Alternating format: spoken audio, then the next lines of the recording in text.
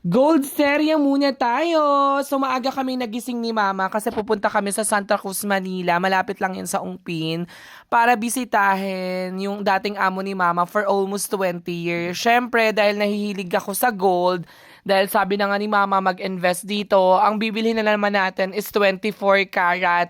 So nandito na kami, malapit na kaming pumunta sa dating pwesto ni Mama, sa dating niyang amo at pinagtatrabahuan. So parang good vibes lang talaga dito. At ito yung pwesto. Ito pala yung pwesto dati na nasunog ha, yung building. Pero dito kay Manang Chukay, sa awa naman ng Diyos, hindi na damay. So, ang kagandahan lang dito sa ugali ni Mama, kasi kami, hindi naman ganun karangya yung life namin. Pero alam mo, yung dating akala namin pang mayaman lang, nabibili na namin. So, doon palang grateful na kami. And syempre, tatangkilikin na namin yung amo ni Mama na nagtitinda ng mga legit na gold.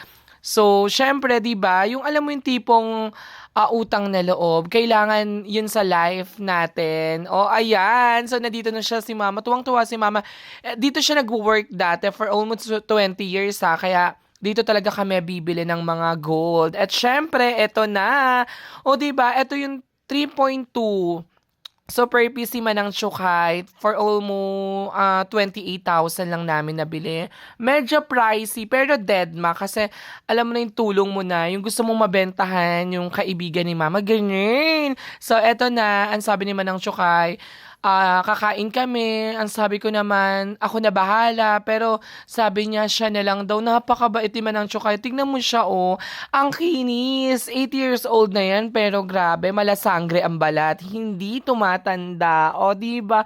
Alam mo, pag nandito ka sa Santa Cruz, magugulat ka lang kasi parang positive talaga. May positive energy tong lugar na to. Na, tipong lahat ng mga tao, nakasmile, nagtatrabaho, parang walang mga mosang, talagang focus sila sa trabaho.